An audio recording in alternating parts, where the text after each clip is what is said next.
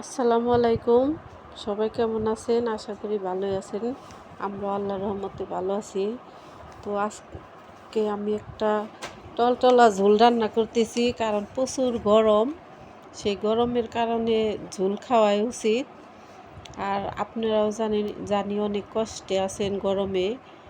এখন সবই আল্লাহ পাকের ইচ্ছা। তো আল্লাহর কাছে দোয়া করেন সবাই, আমরাও দোয়া করি জানি বৃষ্টি হয়। আর সবাই ঝোল খাওয়ার চেষ্টা করবেন।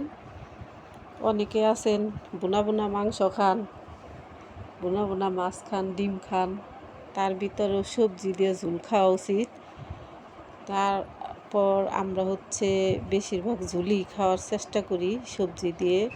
তো আমার একটা আজকে মেহমান আসছে, তাই আমি আমার সোনালি মুরগি ছিল, ওইখান থেকে একটা মোরগ নিয়ে যাব করলাম। পরে আজকে আমি ওইটা দিয়ে আর চাল কুমড়া দিয়ে ঝোল রান্না করে খাওয়াবো। আর প্রচণ্ড গরমের কারণে আমি আজকে চুলার পরে ফ্যান নিছি। আপনারা আবার হাসেন না এটা দেখে। আর একজন আমাকে কমেন্ট করছেন যে আমি নাকি অনেক বড় লোক।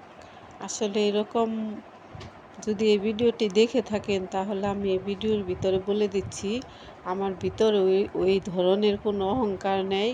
আর আমি একজন গরিবের মেয়ে, গরিবের বউ। আমি তারপরও মোটামুটি ভালোই রাখছি আল্লাহর রহমতে। কিন্তু আমি কোনো অহংকার করি নাই। যে কি কারণে আমাকে বড় লোক বলছেন জানি না।